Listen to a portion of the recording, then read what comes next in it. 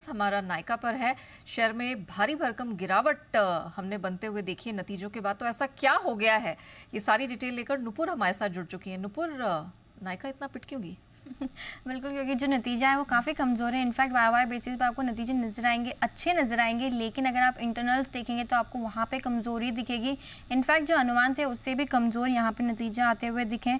भारी वॉल्यूम्स के साथ आज आपको गिरावट दिख रही। करीबन जो एक मंथ का हम एवरेज निकालेंगे वॉल्यूम्स का, तो वहाँ से भी 3 टाइम्स ज़्यादा के एवरेज वॉल्यूम्स पर अभी फ़िलहाल आपको गिरते हुए नायका नज़र आ रहा है।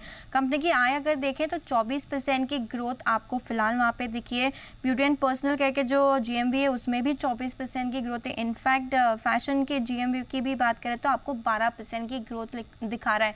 कंसर्न कहाँ पे? कंसर्न यहीं पे है, क्योंकि कंपनी की आय में जो 24% की ग्रोथ हुई है वो 6 से 7% कम है अनुमान से, जिसका रिएक्शन आज आपको स्टॉक में भी दिख रहा है। क्रॉस मार्जिन की बात करें तो 90 basis point quarter on quarter decline आपको यहाँ पे नजर आएगा।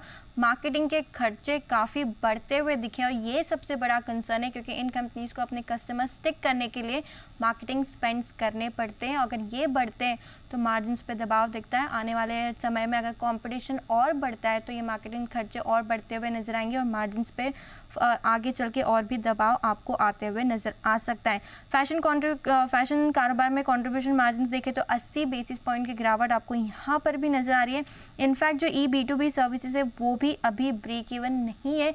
मैनेजमेंट का कहना है कि 2 से 3 साल अभी इस कारोबार को ब्रेक इवन होने में लगेंगे, तो यहाँ पर भी एक कंसर्न निकल के आया है।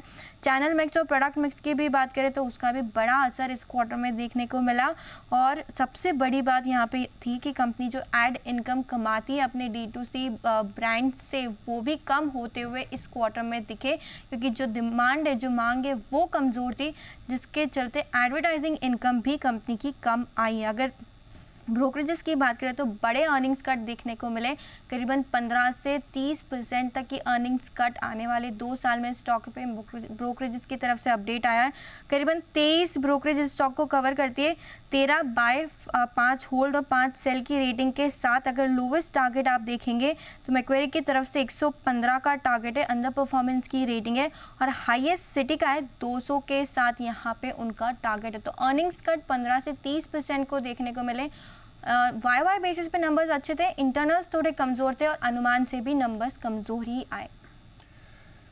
सारी खराब चीजें एक साथ ही आ गई तो ब्रोकरेज पॉजिटिव है, 200 का टारगेट आ रहा है यहाँ पर। हाँ, 200 का टारगेट है, लेकिन 115 का भी है। अर्निंग्स कट उन्होंने 15 से 30% रखा है, क्योंकि एड इनकम बहुत बड़ा एक इम्पैक्ट होता है, वो इस बार कम होती हुई है। मार्केटिंग स्पेंड्स अगर कस्टमर को स्टिक करने के लिए करेंगे तो आगे चल के मार्जिन दबाव में ही रहने वाले हैं। और इसलिए आप देख रहे हैं स्टॉक आज 8% नीचे इस समय ट्रेड कर रहा है, तो बड़ा कट इस पर आया है। सचिन जी, एक बार जरा देखें नायका IPO के समय तो ऑफकोर्स काफी एक्शन हुआ था, उसके बाद गिरावट भी हुई। रिसेंटली न्यू एज स्टॉक्स में रिकवरी हुई थी, बट आज नंबर्स के बाद तो भारी पिटाई हो गई है नायका की।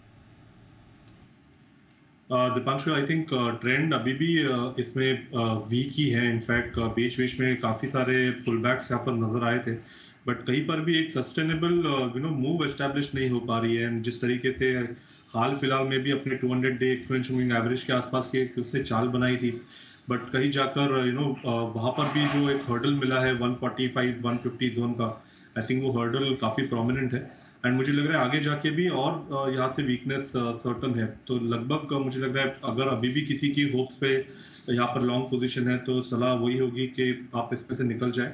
एंड काफ़ी अच्छे बेटर क्वालिटी स्टॉक्स अभी भी अवेलेबल है मार्केट में, तो यहाँ पर मुझे लग रहा है कंटिन्यूड ही रहनी चाहिए डाउन साइड।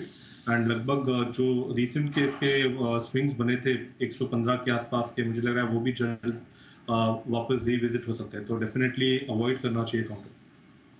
चलिए, तो ये राय आती हुई नायका पे इस समय।